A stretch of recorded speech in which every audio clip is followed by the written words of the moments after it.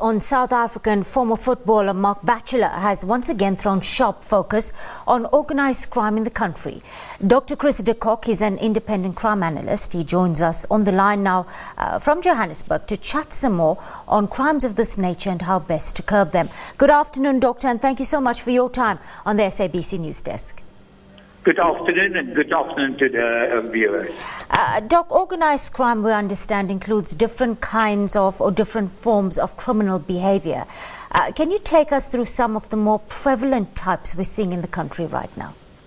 Oh, there's actually the whole range of crimes, all categories of crimes. You know, the ordinary categories of common law crimes are covered by organized crime. You can either have the crime in a non-organized fashion or in an organized fashion.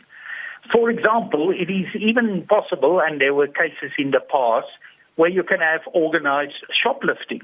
It's not something which doesn't exist. You can have organized shoplifting, you can have organized stock theft, and which is different from the stock theft where people slaughter animals just because they are hungry.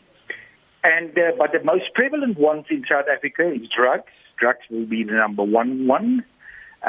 Together with drugs, also cigarettes, the illegal smuggling of cigarettes, and then after that, I would say the whole issue of gold, illegal, gold and other metals, and also jewels, diamonds, and so on.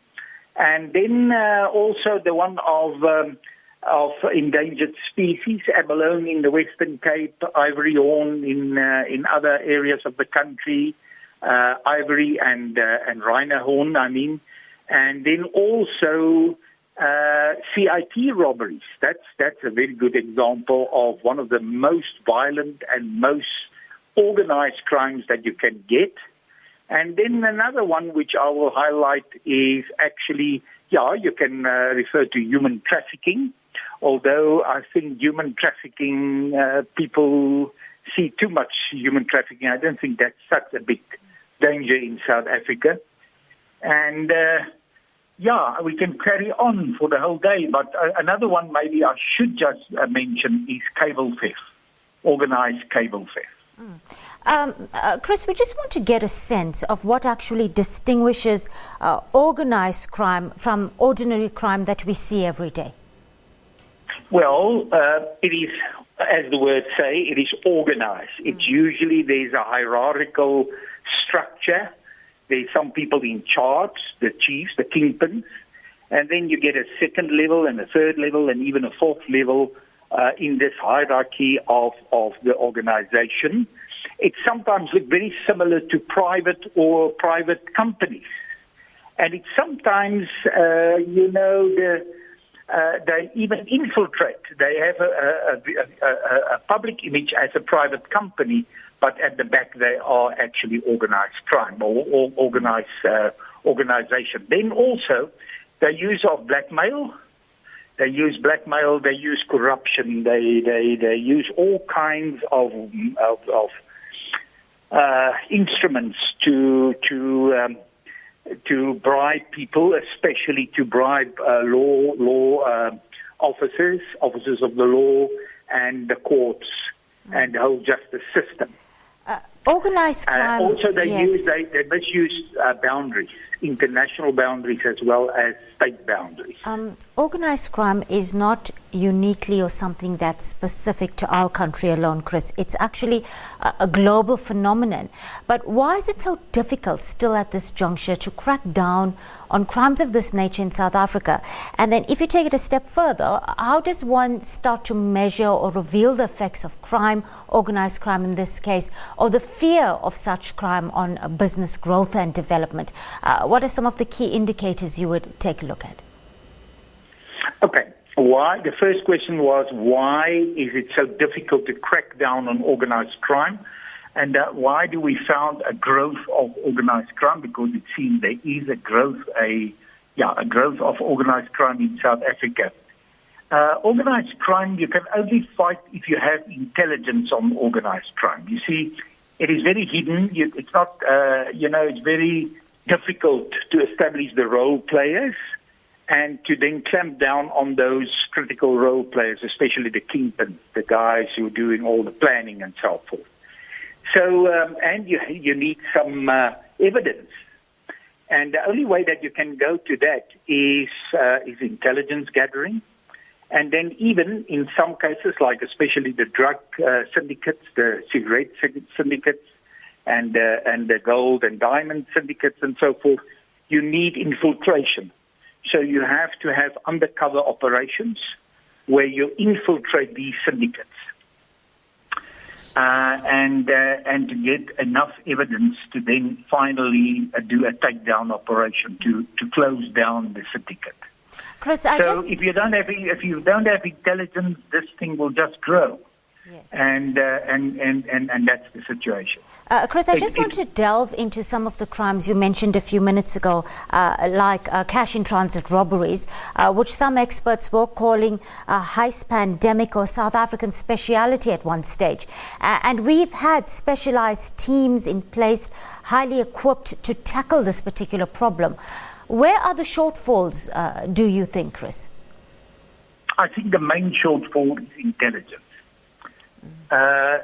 When it comes to organized crime, the finger will always point, if we are not successful, will always point to a lack of intelligence, a lack of sources, a lack of the identification of these threats, and then to find a way of infiltrating them, to get enough evidence to finally do an arrest.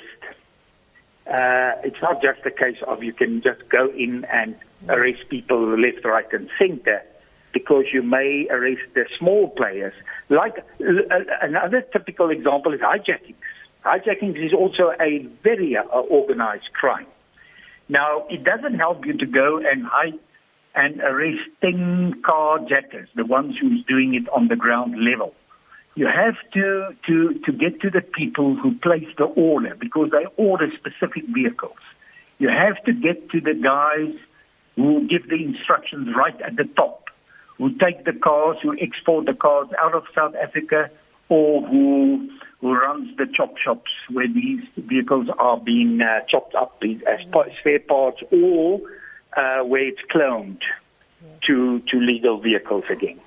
When it comes to the CIT robberies, we understand that there are actually 3 phases or stages: planning, execution, and the after-crime phase. But there's an added dimension now of pre-planning, where the actual recruitment and forming of the group takes place. Do you have any information for us on how that happens and how robbers or criminals rather, are recruited into these gangs in the first place? Yeah, there's a very good study that was done. Unfortunately, I can't reveal the title of the study now. It will, in all probability, be published as a book, hopefully soon. I think it's a very good piece of work. But there was a doctoral study done, and it shows that what happens is that basically the CIT gangs or the CIT organized crime is not like a permanent syndicate. It's not a permanent structure. What you will find is you will have kingpins.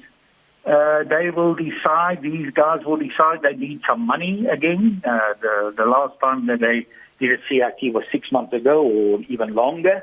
And now they need some money, and they will meet somewhere in a small little bar or wherever. And they will first discuss and say they've got some information that there's a lot of money being transported on a Monday morning from point X to point B. They will then get inside information from the company, from the security guards, in all probability, and they will start to select a team. And this can take 6 months. It can take even longer, where they will select a team, drivers, people who can drive the vehicle. If it's a heist, a typical heist, they will get people who can bump into the CIT van and bump into it, and then cause the van to turn over, and then they will have explosive experts. They will have shooters, people who are good in sharpshooting, and they will have people who do the getaway, who drive the getaway vehicles. So this is a long-term planning. It's not just you go in and you do it. All right. And up to the last minute, they will monitor the police movements. They will sometimes be on police frequencies, listening in onto the police, and to see if anything can go wrong on that specific day. Very quickly, Chris, we are running out of time. You did mention rhino poaching, and we've seen an upsurge in such poaching in the last decade or so. Why are we still losing species like rhino and abalone indeed? And why is it crucial, can you tell us, that we begin to address wildlife trafficking as a transnational syndicated criminal activity? Because one gets a sense that it's not just enough. It's just not a matter of enough boots on the ground at this point. It's actually, in these cases of abalone and ivory, especially rhino horn, it is because in certain countries in the East, these are very popular products. It's been used as an aphrodisiac, it's been used as medicine, and it's a very sought after product. So one will have to tackle this on an international basis, together with the organizations like Interpol and other organizations, other policing organizations in Vietnam, in China, in certain areas in the East. That's a typical example like hijacking, where it doesn't help you to get hold of the poachers. Well, I mean, it's a good thing we can arrest the poachers. But when you arrest 10 poachers, 20 new ones will step in. They will just come from nowhere, and they will replace that first 10 that you have arrested. So you have to clamp down on the top, on the kingpins, and again, those people who export these products to the Far East. All right. Shortfalls around intelligence, a huge challenge still in the country. What specific steps do you recommend that the SAPS and other authorities take to improve the performance of the Crime Intelligence Division at this point in relation to key crime challenges, Chris? Well, you could just actually say they should improve. Point number one, the identification of organized threats.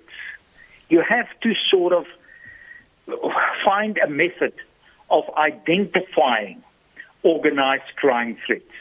Now, in the USA, the method that they use there very fruitfully is to talk to people in prison, because many of your criminals is sitting in jail. And if you talk to these guys who are sitting there for organized type of crime, they will point the fingers to others on the outside. They usually still have contact. They know everything on the outside. So you have to identify properly. Then you have to get first some intelligence through your sources. And then you have to infiltrate those syndicates and get even more information up to a point where you are sure that if you arrest, you're going to put them in jail for quite a while. Because if you arrest prematurely, you're going nowhere. Dr. Chris De Kok, independent crime analyst, joining us on the line there from Johannesburg. Thank you so much for your time on the SABC News Desk. Let's move on.